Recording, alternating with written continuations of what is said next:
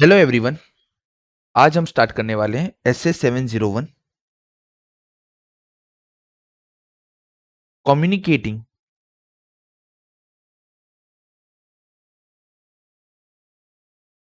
ई audit matter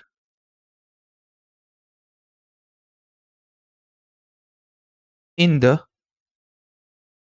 communicating key audit matter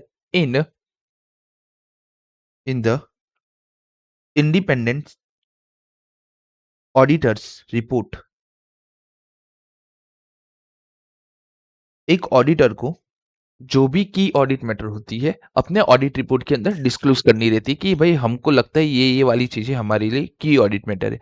अब की audit matter हो क्या सकती है, कौन कौन सी चीजें हमारे लिए की ऑडिट मैटर हो सकती है।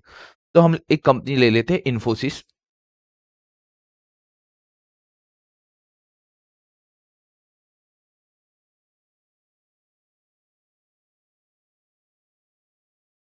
इन्फोसिस इन्फोसिस का काम क्या है? इन्फोसिस का काम है सॉफ्टवेयर डेवलप करना। ठीक है।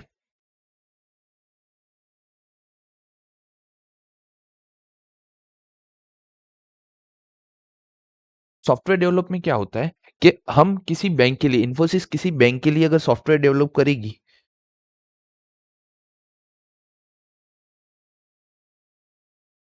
किसी बैंक के लिए इन्फोसिस सॉफ्टवेयर डेवलप करेगी, तो क्या सॉफ्टवेयर एक दिन या 2 दिन में डेवलप हो जाता है? नहीं। समटाइम्स 1 ईयर, 2 ईयर, 3 ईयर और 5 ईयर्स भी एक सॉफ्टवेयर को डेवलप करने के लिए लग जाते हैं। तो क्या इन्फोसिस 5 साल तक बिना भी कोई भी रेवेन्यू लिए, बिना किसी भी बैंक के पास से, क्या वो सॉफ्टवेयर डेवलप करता रहेगा अपने पैसों से? तो ऐसा नहीं होता है। क्या होता है, बैंक और इन्फोसिस का एक कॉन्ट्रैक्ट बनता है। वो कॉन्ट्रैक्ट क्या कहता है, जैसे-जैसे आपका वर्क कंप्लीशन होगा, वर्क कंप्लीशन वैसे-वैसे है ना, बैंक इन्फोसिस को पैसे देता रहेगा। ठीक है। अब ये एक प्रकार का कॉन्ट्रैक्ट है। ये कॉन्ट्रैक्ट के अंदर कुछ चीजें सर्टेन होती है, बट कुछ चीजें असर्टेन होती है। जैसे कि रेवेन्यू जो मैं बुक करूंगा, वो कितना बुक करूंगा। ठीक है। रेवेन्यू कितना बुक करना पड़ेगा, क्योंकि ना ही बैंक को पता चलेगा भाई कितना वर्क कंप्लीट हो चुका है। ठीक है। इन्फोसिस को पता रहता है भाई कितना वर्क कंप्लीट हो चुका है, कितना नहीं हुआ है, लेकिन बैंक को थोड़ी ना पता है कि कितना वर्क हो चुका है या नहीं हो चुका है। ठीक है। तो रेवेन्यू कितना रिकॉग्नाइज करे, ये किसका डिसीजन होता है? ये मैनेजमेंट का डिसीजन होता है। जब भी मैनेजमेंट का डिसीजन होगा, तो वो क्या सर्टेन होगा या अनसर्टेन होगा? तो ऑलवेज हम पढ़ते हैं ये है कि हमारा जो मैनेजमेंट है ना, बहुत सारी ऐसे 701 में हम पढ़े थे यहाँ पे क्वालिटेटिव एस्पेक्ट में, कि जो हमारा मैनेजमेंट है वो number of judgement about the amount and disclosure in the financial statement करता है। तो क्या वो इसके रिगार्डिंग भी, रेवेन्यू के रिगार्डिंग भी जजमेंट लगाएगा? जजमेंट दो तरीके के हो सकता है, या तो सर्टेन रहेगा या तो फिर कैसा रहेगा, अनसर्टेन रहेगा।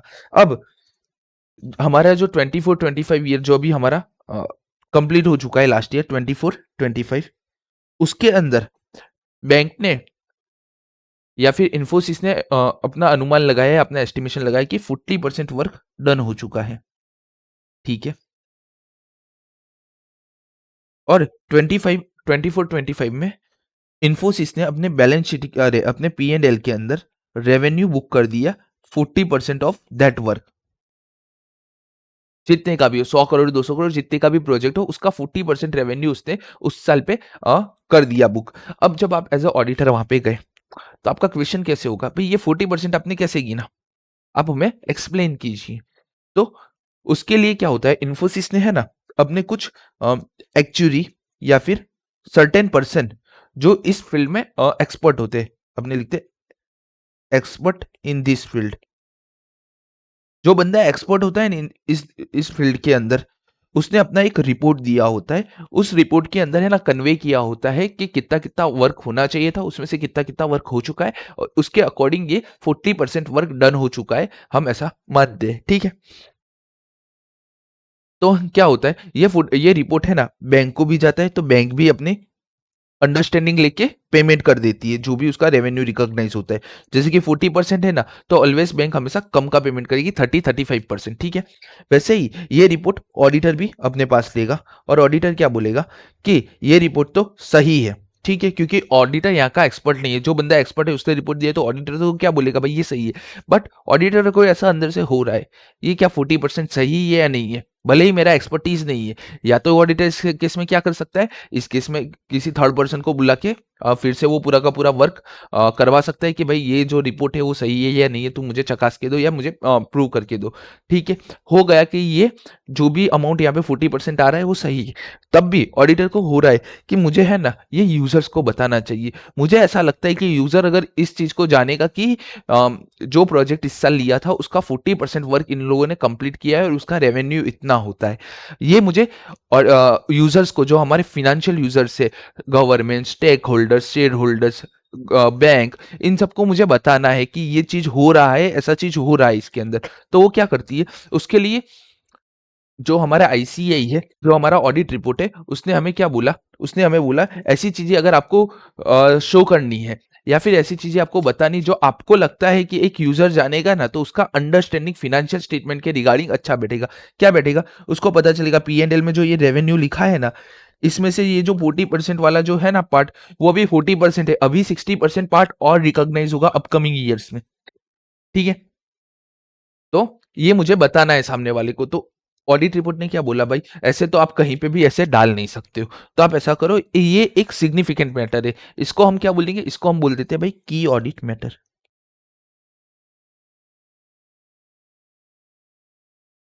आप क्या करो, एक की ऑडिट मैटर का पैराग्राफ बनाओ, एक की ऑडिट मैटर का पैराग्राफ बनाओ, उसके अंदर ये सब कुछ आप कन्वे कर दो कि भाई ऐसा ऐसा चीज है जो मुझे मिला और मुझे लगता है कि आपको भी जानना चाहिए, यूजर्स को भी ये जानना चाहिए।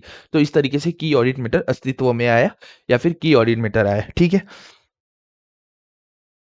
तो डेफिनेशन देख लेते हैं। डेफिनेशन क्या बोलते हैं, key audit matter are those matter that in the auditor's professional judgement were of the most significant in the audit of the financial statement of a current period.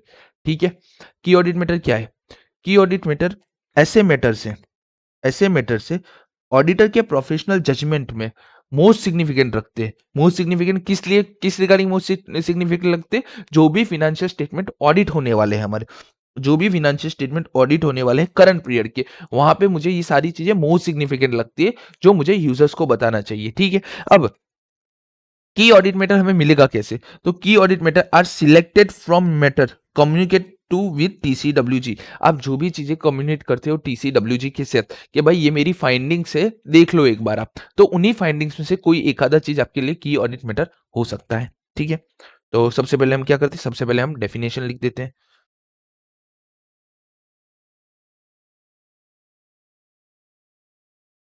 Definition, definition क्या बोलती है, definition को हम दो चीजों में divide कर देते हैं।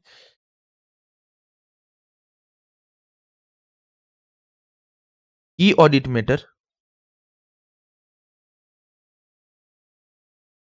Are those matter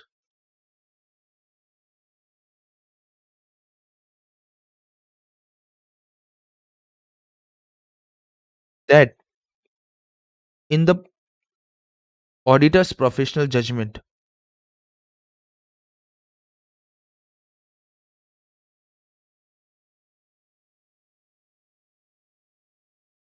in the auditor's professional judgement were of the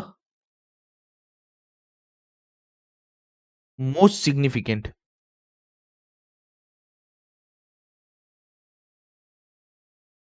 were of the most significance in the audit of financial statement of the current period. ठीक है, तो ये तो हमारा हो गया डेफिनेशन वाला पार्ट।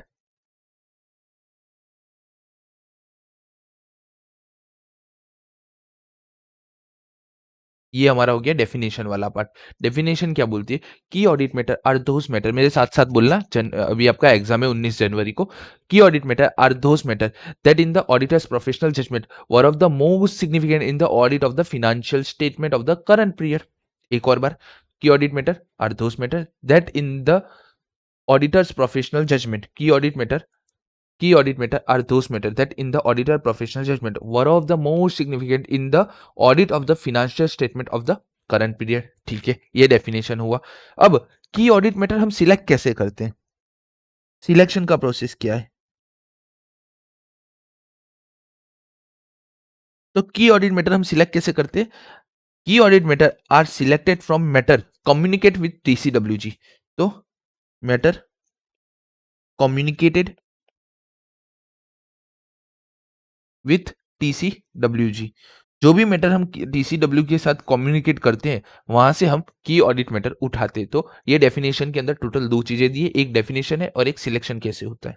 ठीक है, पर्पस क्या है की ऑडिट मैटर का? पर्पस क्या है? तो की ऑडिट मैटर के ऑलमोस्ट तीन पर्पस है। पहला पर्पस ये रहा, enhance the communicative value of the audit report by provide a greater transparency about the audit। ठीक है, पहला क्या बोल रहा है? एनहांस करता है कम्युनिकेटिव वैल्यू। देखो, मैंने बताया भाई 40% है ना, ऐसे ऐसे यहाँ जो ये रेवेन्यू है, रेवेन्यू का इतना पार्ट में से 40% इन्फोसिस का है और 60% अपकमिंग अपकमिंग ईयर में आएगा। तो क्या हुआ, इससे मैंने बताया जो रेवेन्यू आप देख रहे हो उसमें से इतना पोर्शन 40%, अभी तो 40% ही बुक किया है, अभी 60% बुक करना बाकी है। तो इससे क्या हुआ, enhance the communicative value of the audit report. जो हमारा ऑडिट रिपोर्ट था ना, उसका कम्युनिकेटिव वैल्यू बढ़ा कि भाई जो ऑडिटर है उसने बहुत ढंग से ऑडिट किया है। और हम और क्या कर रहे हैं, हम ग्रेटर ट्रांसपेरेंसी बता रहे हैं। उस 40% का अमाउंट क्यों आ रहा है ना, उसका हम ग्रेटर ट्रांसपेरेंसी भी दे रहे हैं। तो पहला क्या है, enhance the communicative value of the audit report by providing a greater transparency about the audit. Second क्या बोलता है? सेकेंड ये बोल रहा है कि provide additional information to intended user of the financial statement to assist them in the understanding those matter that in auditor professional judgment were of the more significance in the audited financial statement of current period। तो ये हमारी second चीज हो गई। Second चीज क्या बोलता है, हम एडिशनल इंफॉर्मेशन दे रहे हैं किसको, इंटेंडेड यूजर को, जो फिनेंशियल स्टेटमेंट का यूज करने वाले।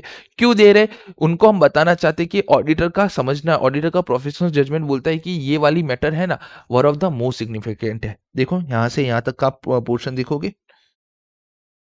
तो ये हमारा डेफिनेशन वाला ही पोर्शन है और कुछ नहीं है। ठीक है, तो क्या करता है, पहला तो एनहांस करता है कम्युनिकेटिव वैल्यू, दूसरा क्या करता है, provide additional information to the intended user of the financial statement. Third क्या है? थर्ड है अंडरस्टैंडिंग द एंटिटी। जो हमारा इंटेंडेड यूजर है वो अंडरस्टैंड कर पाता है एंटिटी को। और area of significant management judgement. ठीक है, तो 40% बुक करना है, वो मैनेजमेंट का जजमेंट था on the basis of a expert report. ठीक है, अब उससे क्या होता है, तो हम इंटेंडेड यूजर को असिस्ट करते हैं, assist intended user in understanding the entity. Entity क्या वर्क करती है, हम क्या सिर्फ एक चीज पे केम दे सकते हैं? नहीं, हम डिफरेंट डिफरेंट चीजों पे भी केम दे सकते हैं।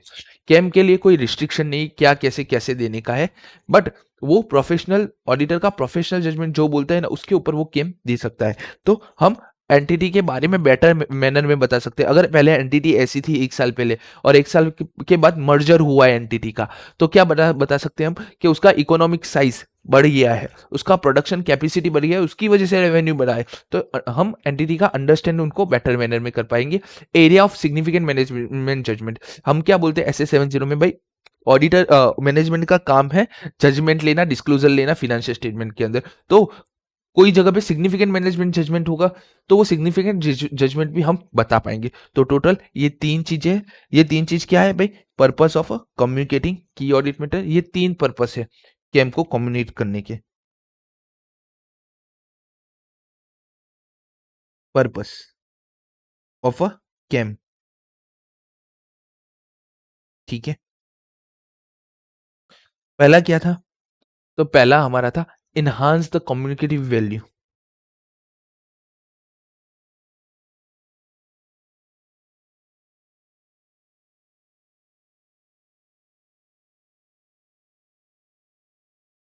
ठीक है, दूसरा हमारा क्या था?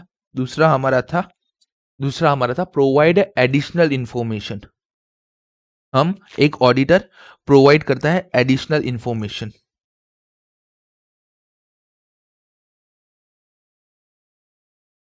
और तीसरा क्या है, जो हमारा इंटेंडेड यूजर है वो एंटिटी को एक बेटर वे में अंडरस्टैंड कर पाए।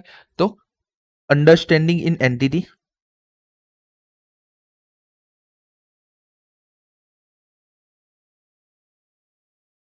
And area of significant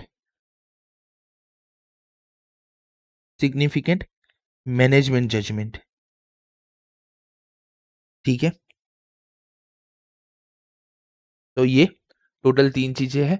purpose पहला क्या है? एनहांस करता है कम्युनिकेटिव वैल्यू को और ग्रेटर ट्रांसपेरेंसी भी साथ में देता है। ठीक है, तो यहाँ पे एक और चीज आ गई, ग्रेटर ट्रांसपेरेंसी। ठीक है, तो क्या है, एक एक करके फिर से बोलते हैं। Enhance the communicative value, enhance the communicative value of a auditor report. किसकी ये कम्युनिकेटिव वैल्यू करता है? Of auditor report. By providing क्या प्रोवाइड करता है? Greater transparency about the audit. तो एक बार फिर से, enhance the communicative value, enhance enhance the communicative value of the auditor report by providing a greater transparency of the current year audit या in the audit। ठीक है, दूसरा क्या करता है? प्रोवाइड करता है एडिशनल इंफॉर्मेशन। ये प्रोवाइड एडिशनल इंफॉर्मेशन किसको करता है? Intended user of a financial statement. ठीक है, और क्या करता है? Intended user of a financial statement को देके बताता है क्या कि भाई ऑडिटर का प्रोफेशनल जजमेंट ये बोलता है। लास्ट में क्या होता है? इंटेंड असिस्ट करते हैं हम इंटेंडेड यूजर को क्या करने में? Understanding the entity and area of significant management judgement. ठीक है, वही 3 चीजें यहाँ पे लिखी है। Enhance the communicative value by providing a greater transparency in the audit. दूसरा है provide additional information to intended user. और थर्ड है हमारा understanding the entity and area of significant management judgement. इसका ऑब्जेक्टिव क्या है? ठीक है, तो केम की डेफिनेशन हमने देख ली। केम का पर्पस क्या है ये हमने देख लिया कि भाई हम केम क्यों देते हैं। ऑब्जेक्टिव क्या है केम का? तो ऑब्जेक्टिव है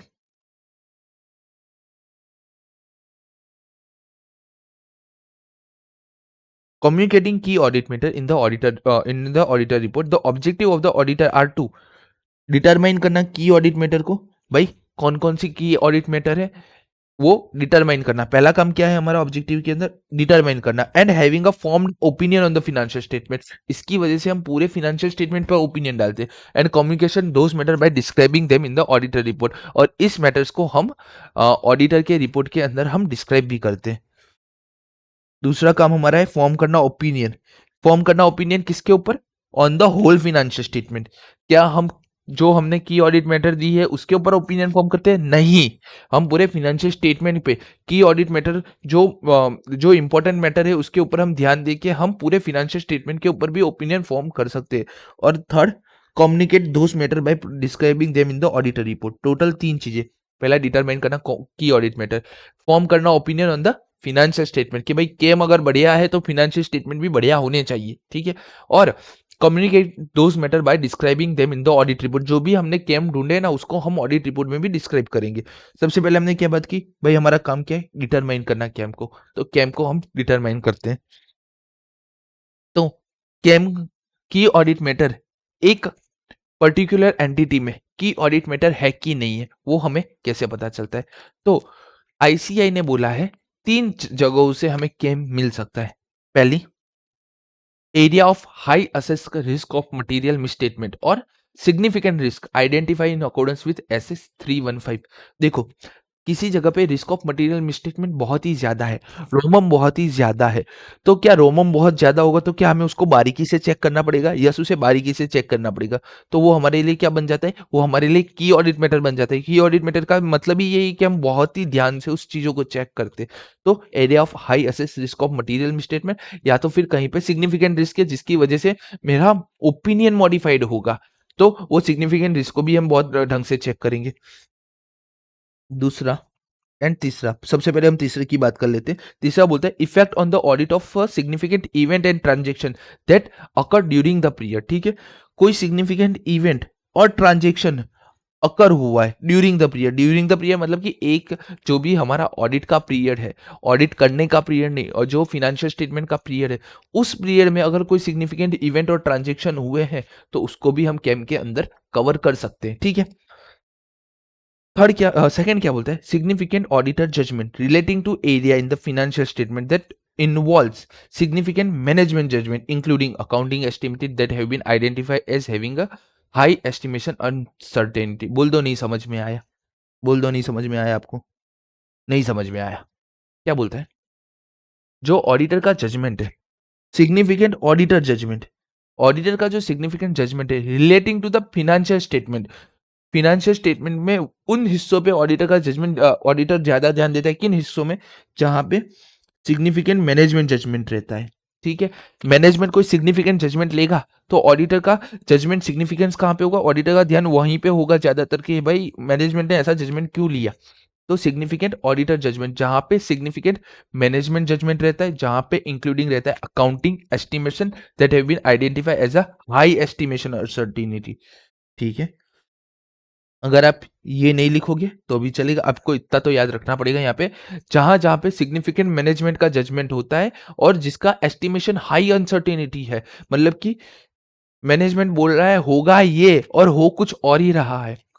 मतलब कि एग्जांपल लेते हैं, क्या एग्जांपल ले सकते हैं हम इसके लिए, अ, अ, अ, अम, अ, ऐसा आपने बोल सकते हैं कि ड्यूरिंग द ईयर एक जगह पे आग लग गई। नहीं, ये भी प्रॉपर नहीं रहेगा एग्जांपल।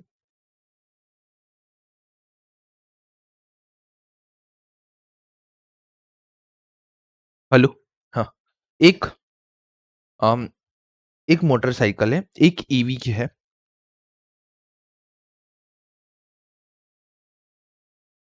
न्यू ईवी सेक्टर है, न्यू ईवी यूनिट्स है, और उन लोगों ने 10,000 यूनिट्स सोल्ड किए ड्यूरिंग द ईयर, और एक यूनिट का कॉस्ट अपने मान लेते, एक यूनिट सोल्ड करने का कॉस्ट उनका था 1 लाख रुपए।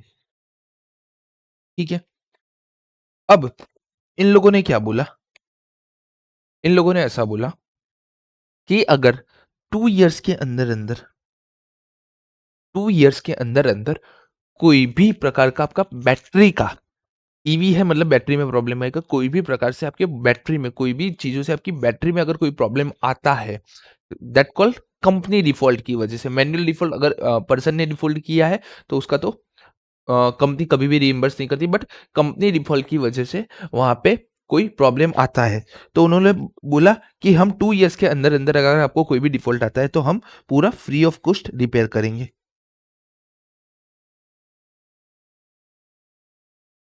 अब कंपनी ने क्या किया, कंपनी ने माना कि भाई हमारे है ना 15% यूनिट फेल हो सकते हैं 2 इयर्स के अंदर अंदर कंपनी डिफॉल्ट की वजह से। तो इन लोगों ने क्या किया, 50% डिफॉल्ट हो जाएंगे, जिसकी वजह से एक बैटरी हमारी 30,000 रुपीज की आती है। तो इन लोगों ने क्या बोला, 10,000 यूनिट से, एक मिनट, ये 50% वाला नेक्स्ट के लिए था। ओके, डिफॉल्ट कितना होगा 30,000, डिफॉल्ट जब भी होगा ना तब कंपनी को 13,000 की नई बैटरी लाके देनी पड़ेगी। तो उन लोगों ने क्या किया, फर्स्ट डे पे, फर्स्ट ईयर पे उन्होंने प्रोविजन क्या बना दिया, उन लोगों ने 100% ये मान लिया, क्या मान लिया, कि ये जो 10,000 यूनिट्स है इंटू 30,000, तो ये हमारा कितना हो गया, 10,000 इंटू 30,000, ये हमारा हो गया लाख, 10 लाख, करोड़, 30 करोड़ रुपए यहाँ पे हो गए। 30 करोड़ रुपए इन लोगों ने ऐसा प्रोविजन बना के रख दिया। तो पहली बात, ये प्रोविजन क्या गलत है, यस ये प्रोविजन गलत है। ये प्रोविजन क्यों गलत है, ये प्रोविजन इसलिए गलत है कि ये एक तो मैनेजमेंट का जजमेंट है कि 100% ही खराब हो जाएगी, तो ये अनसर्टेन जजमेंट है, तो ये तो वॉइड हो जाएगा। ये चीज तो है ना, ऑडिटर रेस करेगा और इस चीज को वो वॉइड कर देगा कंप्लीटली, एक सर्टेनिटी पे लेके आएगा, भाई 100% स्कूटर नहीं खराब हो सकते, इतनी वाहियात और घटिया कंपनी तो आई ही क्यों, सीधी बात है। तो ये तो वॉइड ही हो जाएगा, ये डिस्कशन से वॉइड हो जाएगा। बट एक ये कंडीशन हो सकती, दूसरी कंडीशन क्या हो सकती, कंपनी बोलती है जो हमने 10,000 यूनिट्स बेचे हैं ना, उसमें से हमें लगता है 10% यूनिट्स, मतलब कि 1,000 यूनिट्स फेल हो जाएंगे मार्केट के अंदर, और इसके लिए हमें 30,000 का खर्चा लगेगा। ठीक है, 30,000 का खर्चा लगेगा, तो 30,000 इंटू 1,000 डिवाइड बाय 1 लाख,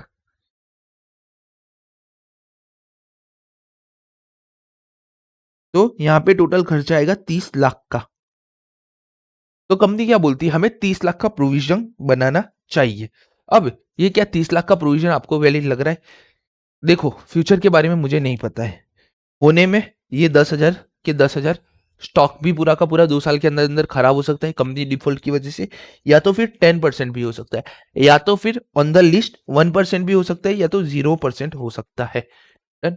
मतलब कि कुछ भी हो सकता है। अब यहाँ पे क्या है, यहाँ पे मैनेजमेंट का जजमेंट है, यहाँ पे भी मैनेजमेंट का जजमेंट है। और ये मैनेजमेंट का जजमेंट कैसा है, ये मैनेजमेंट का जजमेंट सिग्निफिकेंट है, ऐसा होगा ही जरूरी नहीं है, सिग्निफिकेंट है। और जिसका एस्टिमेशन जो किया है वो अनसर्टेनिटी है। आज आप 30 लाख के प्रोविजन बना के रख दोगे तो आपका 30 लाख का प्रॉफिट डाउन चला जाएगा। ठीक है, अब 30 लाख का जैसे ही प्रॉफिट डाउन चला जाएगा तो क्या ये मैनेजमेंट का एस्टिमेशन है? यस, सिग्निफिकेंट है। तो क्या यहाँ पे ऑडिटर का ध्यान ज्यादा रहेगा, यहाँ पे ऑडिटर का ध्यान ज्यादा रहेगा, ऐसा होगा?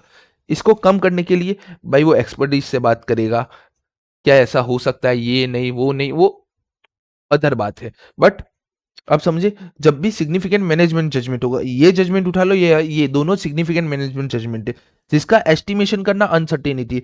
क्या यह 10% बिगड़ेगी? पता नहीं। क्या 100% बिगड़ जाएंगे? वो भी पता नहीं। ठीक है, तो significant management judgment, high estimation, uncertainty, वहां पे भी हम केम दे सकते हैं।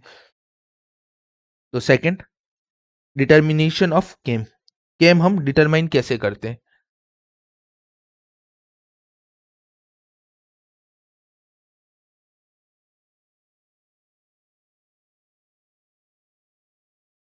तो केम एक ऑडिटर 3 तरीके से डिटरमाइन कर सकता है। पहला क्या बोला मैंने? पहला बोला area of high assessed risk, high risk of material misstatement, ऐसे लिख सकते हैं, यस।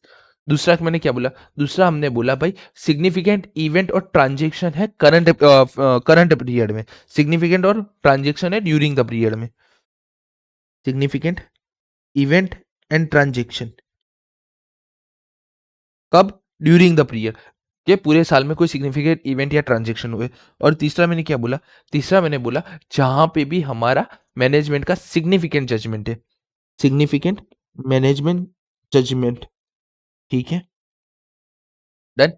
तो ये 3 चीजें जब जब होगी तब तक हमारा कैम हमें डिटरमाइन करना पड़ेगा। क्या क्या? रिस्क ऑफ मटेरियल स्टेटमेंट है, ये सिग्निफिकेंट इवेंट एंड ट्रांजैक्शन है ड्यूरिंग द पीरियड, और सिग्निफिकेंट मैनेजमेंट जजमेंट है इंक्लूडिंग अमाउंट और high uncertainty, high estimation uncertainty. ठीक है, इंक्लूडिंग अकाउंटिंग एस्टिमेशन और हाई सर्टेन एस्टिमेशन के लिए।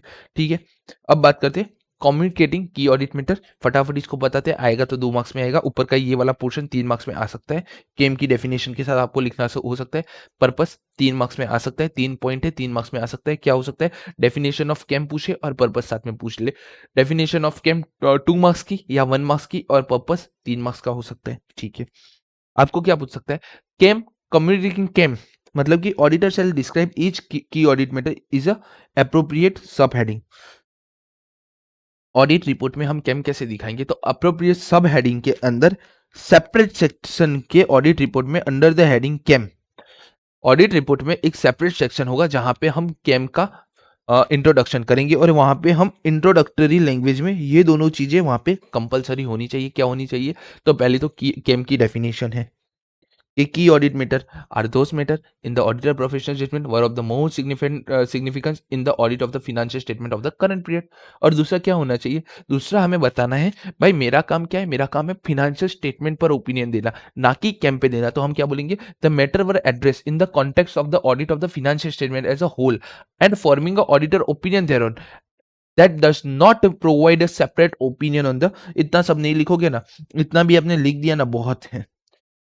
क्या बोल रहे हैं कि भाई ऑडिटर का काम है फॉर्मिंग करना ओपिनियन फिनेंशियल स्टेटमेंट में, ना कि इंडिविजुअल मैटर के ऊपर जो हमने कैम आइडेंटिफाई किए। तो auditor does not provide separate opinion on those matter. ठीक है, ये भी खत्म हो गया आपका। क्या है कि की ऑडिट मैटर को एक अलग हेडिंग के अंदर, ऑडिट रिपोर्ट के अंदर एक डिफरेंट हेडिंग के अंदर कैम करके आपको बताना है, जिसका इंट्रोडक्टरी लैंग्वेज में आपको पहले डेफिनेशन लिखना है, और दूसरा क्या बोलना है? भाई हम इसके ऊपर कोई भी प्रकार का अलग से ओपिनियन प्रोवाइड नहीं कर रहे हैं। Second, communicating key audit matter not substitute. ठीक है, आई थिंक सो लास्ट सितंबर 25 में ये 5 मार्क्स का आ चुका है, बट मैं रिकॉर्डिंग कर रहा हूँ चैन के आगे वाले अटेम्प्ट के लिए भी, तो हम पूरा रिवीजन में इसको भी कंक्लूड कर लेते हैं। जो हमारा की ऑडिट मैटर है वो किस किस चीजों के लिए सब्सटीट्यूट नहीं होना चाहिए? तो समझो, जिसके लिए भी हमारे स्टैंडर्ड ऑन ऑडिटिंग ने अलग से रिक्वायरमेंट दी है क्या उन सभी चीजों के लिए हमें कैम देना चाहिए, तो उन सभी चीजों के लिए कैम नहीं देना चाहिए। यहाँ पे दो चीजें बोली, एक तो SS705 कि जब जब SS705 आएगा तब हम कैम नहीं देंगे, दूसरा जब जब SA570 आएगा तब तब भी हम कैम नहीं देंगे, और साथ में कोई ये सेपरेट ओपिनियन नहीं है। तीन चीजें आपको पता चली। कैम क्या नहीं है, 705 आप जब भी यूज करते हो तब आपका कैम नहीं आना चाहिए। 570 का यूज कर रहे हो तो 570 के लिए भी कैम नहीं होता है भाई। देखो 705 के लिए है ना एक अलग हेड होता है। 705 क्या बोलता है भाई, 705 बोलता है ये हमारा ऑडिट रिपोर्ट मॉडिफाइड है। अब जब जब मॉडिफाइड ओपिनियन आएगा तो हम किसके अंदर दिखाएंगे भाई, मॉडिफाइड ओपिनियन के अंदर ही हमें ऐसे 705 के हिसाब से दिखाना। ऐसे 570 किसकी बात कर रहे हैं, ऐसे 570 बात करता है मटीरियल अनसर्टेनिटी होती है इवेंट और condition that may cast significant doubt on entity's ability to continue going concern. SA 570 क्या बोलता है भाई, मैंने बोला ही तू अपना जब भी तुझे गोइंग कंसर्न पे डाउट हो तू अलग हेडिंग दिखा ऑडिट रिपोर्ट में। अब 705 और 570 के लिए तो एक सेपरेट हेडिंग दिया है। अब जिन दोनों के लिए आपको सेपरेट हेडिंग दिया है तो क्या आप उसको कैम के अंदर दिखा सकते हो, नहीं। क्यों, क्योंकि 705 का पूरा एक हेडिंग हमने ऑडिट रिपोर्ट में अलग से दिया है, 570 का पूरा हेडिंग हमने अलग से दिया है। ठीक है, तीसरा ये सेपरेट ओपिनियन नहीं है इंडिविजुअल मैटर। कैम के अंदर आपने 5 चीजें शो की, आपने बोला ये 5 चीजें मुझे कैम लगती है और ये ऐसे ऐसे कैम है। ठीक है, अब जब ये 5 चीजें मैंने शो की ऑडिट मैटर के अंदर, तो क्या मैं इसके अंदर सेपरेट ओपिनियन दे रहा हूं, तो नहीं दे रहा हूं। तो ये कोई भी सब्स्टिट्यूट नहीं है। हम ऐसा नहीं कहना चाह रहे कि ये कैम के ऊपर हम इंडिविजुअल ओपिनियन दे रहे हैं, तो कोई सेपरेट ओपिनियन नहीं है। उसके अलावा मैनेजमेंट को अगर कुछ चीजें करनी है, मैनेजमेंट को क्या करना है, मैनेजमेंट को डिस्क्लोजर देना है फिनेंशियल स्टेटमेंट में। तो क्या वो डिस्क्लोजर, अगर मैनेजमेंट अपने फिनेंशियल स्टेटमेंट में डिस्क्लोजर नहीं दे रहा है, समझो मैनेजमेंट डिस्क्लोजर नहीं दे रहा है और वो ऑडिटर को बोल रहा है ये डिस्क्लोजर आप कैम के अंदर दे दो ना, हमें हमारे यहाँ पे फिनेंशियल स्टेटमेंट पे नहीं दे रहा है, तो क्या ये वैलिड है? ये वैलिड नहीं है। वो वर्क किसका है, वो वर्क है मैनेजमेंट का। जो वर्क मैनेजमेंट का है वो मैनेजमेंट के अंदर में आना चाहिए, और मैनेजमेंट को डिस्क्लोजर कहाँ देना है, अंडर द फिनेंशियल स्टेटमेंट। तो वो क्या कैम के अंदर आएगा, नहीं आएगा। तो substitute for disclosure in the financial statement that applicable FRF requires management to make। ठीक है, तो ऑडिटर रिपोर्ट के अंदर ये किस किस चीज का सब्सटीट्यूट नहीं है, 705 570 सेपरेट ओपिनियन और substitute for disclosure in the financial statement that the applicable financial reporting framework require a management to make. Okay, तो फटाफट इसको कंप्लीट करते हैं। ठीक है, लास्ट 10 में सब कुछ हमारा यहाँ पे खत्म हो जाएगा। केम नॉट सब्सटीट्यूट फॉर,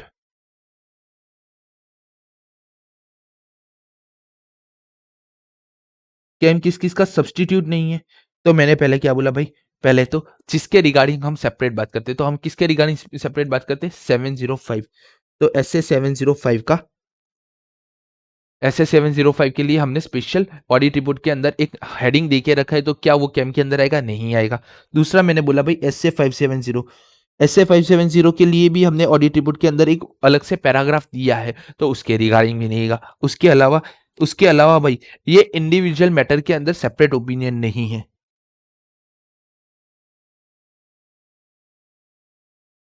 ठीक है, ये इंडिविजुअल मैटर के अंदर सेपरेट ओपिनियन नहीं है on a individual matter. And fourth, fourth क्या बोला मैंने, disclosure in the financial statement in the financial statement that the applicable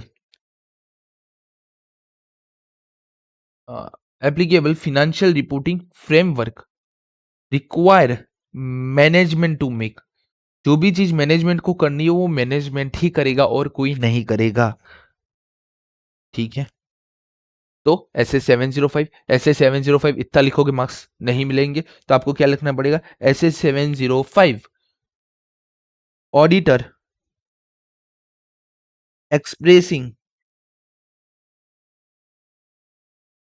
modified opinion, ऐसे पूरा आपको लिखना पड़ेगा भाई। ऐसे ऐसे 705 किसके लिए हम बोल रहे हैं, ऐसे 570 क्या बोलते हैं, MU एग्जिस्ट, मतलब कि materially uncertainty exist relating to event और इवेंट और कंडीशन आइडेंटिफाइड, इवेंट और कंडीशन आइडेंटिफाइड, ठीक है। कोई इवेंट और कंडीशन मिली है जो आइडेंटिफाई हुई है, they may cast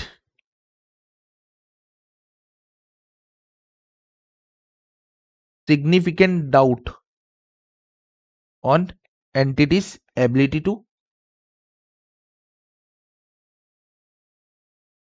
continue as a going concern, ठीक है। तो आप, मैंने ये चार जिस तरीके से लिखे हैं इस तरीके से आप चार लिखोगे, 5 में से 4 मार्क्स तो आ ही जाएंगे। 1 मार्क्स आपका केम में ऑलवेज डेफिनेशन के लिए होगा ही, रखा ही होगा, भले ही वो लोग बोले केम इज नॉट सब्सटीट्यूट। पहले डेफिनेशन लिखो केम क्या है, उसके बाद सब्सटीट्यूट बताओ।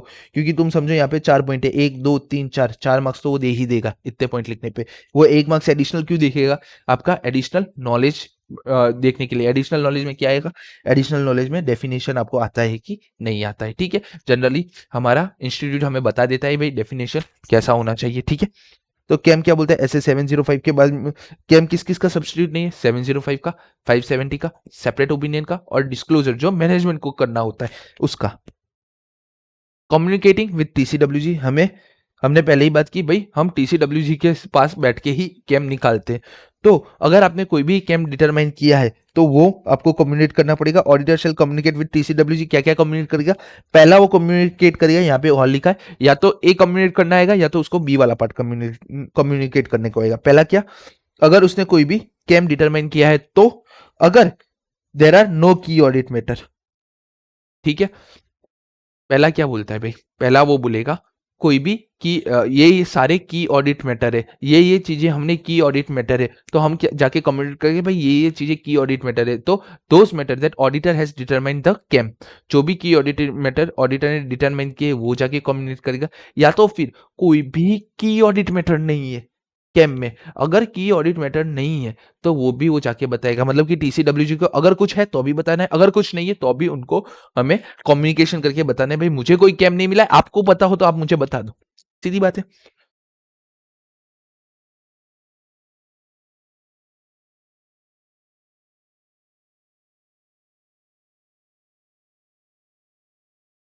मुझे थोड़ी सी जगह चाहिए इसको लिखने के लिए, क्योंकि एक और छोटा सा कॉन्सेप्ट अभी आएगा। एक ऑडिटर क्या कम्युनिकेट करेगा टीसीडब्ल्यूजी को?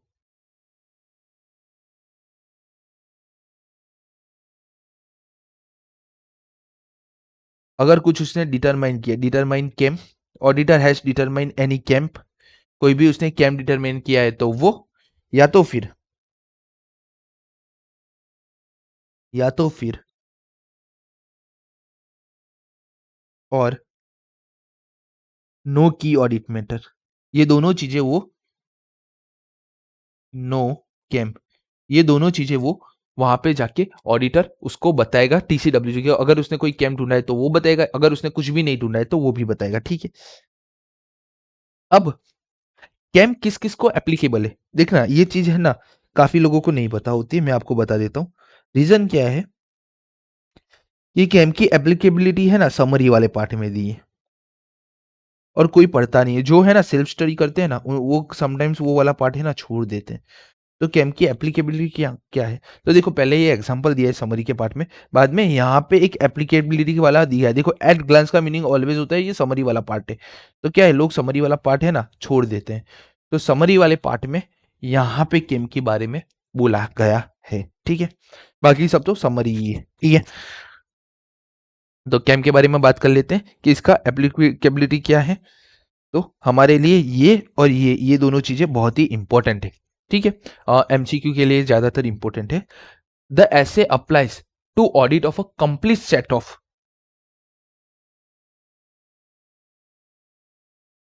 ठीक है। ये ऐसे किसको अप्लाई होता है? जब भी हम complete set of general purpose of financial statement कर रहे हैं। कंप्लीट सेट का मीनिंग क्या होगा? कंप्लीट सेट का आपका मीनिंग होगा फिनेंशियल स्टेटमेंट। अरे, complete statement, complete complete set of financial statement का मीनिंग आपका क्या होगा? सबसे पहले बैलेंस शीट, दूसरा P&L, दूसरा इसके अलावा कैश फ्लो स्टेटमेंट, इसको कंप्लीट सेट बोला जाता है। इसके साथ आपका नोट्स, कारो, ए टू जेड, मतलब कि जो भी आपके फाइनेंशियल स्टेटमेंट के अंदर इंक्लूड होना चाहिए ना, कारो यहाँ पे नहीं आएगा, कारो ऑडिटर को बताना होता है, सॉरी। ठीक है, तो balance sheet, P&L, cash flow statement plus notes, okay, तो इसको बोलते हैं complete set of financial statement. Okay, final में यहाँ पे क्या लिखा है, general purpose of financial statement. ठीक है, फाइनल में बैलेंस शीट का ऑडिट हो सकता है। बैलेंस शीट के अंदर मुझे सिर्फ ट्रेड रिसीवेबल का ही ऑडिट करवाना है, वो स्पेशल पर्पस ऑफ ऑडिट हो गया, हमने लास्ट टाइम भी बात की थी special purpose of audit. Balance sheet के अंदर मुझे ट्रेड रिसीवेबल का, कि जो भी मेरे ट्रेड रिसीवेबल है वो प्रॉपर रिकॉर्ड हो रहे हैं कि नहीं हो रहे, उसका ऑडिट करवाना है। मतलब कि वहां पे मुझे तगड़ा सा मुझे पता चले कि जो भी मैं काम कर रहा हूँ वो प्रॉपर है कि नहीं है। तो बैलेंस शीट के अंदर किसी कंपोनेंट का तुम्हें ऑडिट करवाना है, तुम करवा सकते हो। ये सब कहाँ पे कवर है, फाइनल में कवर है, फाइनल में जाके पढ़ना आप। तो फिनेंशियल स्टेटमेंट में तो बैलेंस शीट का एक कंपोनेंट या पूरी बैलेंस शीट या P&L का वन कंपोनेंट, मतलब कि आप कुछ भी ऑडिट करवा सकते हो जो भी आपको करवाना हो। इसलिए केम किसको लगता है, केम सिर्फ उसी पार्ट को लगता है जो हमारा complete set of general purpose हो। देखो, केम क्यों कंप्लीट सेट पे लगता है, उसका एक और रीजन है। कैम मतलब कि की ऑडिट मैटर होता है, और की ऑडिट मैटर क्या एक जगह होता है, नहीं मल्टीपल जगहों पे होता है। हम अलग अलग जगह पे से 40-50 चीजें लेके आते हैं, उसमें से 10 या 12 चीजों को कैम डिसाइड करते हैं, तो कंप्लीट सेट पे लगता है। एमसीक्यू पर्पस में कभी भी एमसीक्यू आ सकता है, ऐसे applies of audit of blank balance sheet, P complete set, only balance sheet, only P&L, मतलब कि कुछ भी पूछ सकता है। या तो फिर क्या बोलेगा, this SA applies audit of blank balance sheet, P&L, A and B and none of the above. आपका आंसर क्या होना चाहिए यहाँ पे, नन ऑफ दी अबो, क्योंकि कैश फ्लो स्टेटमेंट उसके अंदर इंक्लूडेड नहीं है। ठीक है, तीनों चीजें होगी, तीनों चीजें आनी चाहिए तो ही आएगा। ठीक है, अब क्या एप्लीकेबिलिटी किसकी है, लिस्टेड एंटिटी की। जितनी भी लिस्टेड एंटिटी है क्या ऑटोमेटिक हो जाएगा। अच्छा, ऑडिटर को, ऑडिटर की इच्छा हुई कैम देना है, ऑडिटर को लगता है भाई मुझे कैम देना है तो ठीक है, और require by law and regulation, कोई लॉ एंड रेगुलेशन इन्फोर्स करता है तो। SS 705 prohibits the auditor for communicating a KAM. SS 705 क्या बोलते हैं, भाई मैं आ रहा हूं ना तो कैम नहीं आएगा, और कैम आ रहा है तो मैं नहीं आऊंगा। SS 705 prohibited the auditor for communicating cam when the auditor disclaim on a opinion। Okay, तो क्या बोल रहे हैं भाई, डीओपी आया, डिस्क्लेमर ऑफ ओपिनियन आया, तो कैम नहीं आएगा, और कैम आ रहा है तो वो ऑडिट में डिस्क्लेमर ऑफ ओपिनियन नहीं होना चाहिए। अगर कैम है तो डिस्क्लेमर ऑफ ओपिनियन नहीं है, और कैम नहीं है तो डिस्क्लेमर ओपिनियन हो सकता है। ठीक है, अगर डिस्क्लेमर ऑफ ओपिनियन दे रहे हो तो कैम नहीं आना चाहिए। ठीक है, इतना ही आप याद रखो, ये वाला पोर्शन मत याद रखो, कंफ्यूज ज्यादा मुझे करोगे बाद में बैठ के। अगर डिस्क्लेमर ऑफ ओपिनियन दे रहे हो तो कैम नहीं होना चाहिए, ऐसे 705 हमें ये बताता है। तो हम एप्लीकेबिलिटी लिख देते हैं। पहली बात किसको एप्लीकेबल है, कंप्लीट सेट को, complete set of financial statement. Okay, अब उसके अंदर भी सबसे पहले लिस्टेड, लिस्टेड नहीं है तो ऑडिटर की इच्छा हुई तो। ठीक है, एमसीक्यू के लिए मैं ज्यादा डिटेल में नहीं लिख रहा हूं, ऑडिटर डिटरमाइन करता है तो। एंड लास्ट में लॉ एंड रेगुलेशन इन्फोर्स करते हो, लॉ एंड रेगुलेशन बोलता हो तो। उसके अलावा क्या बोला, एस एस 705 में डिस्क्लेमर ऑफ ओपिनियन आएगा तो कैम नहीं आएगा। ठीक है, तो ये हमारा पूरा ऐसे यहाँ पे कंप्लीट होता है।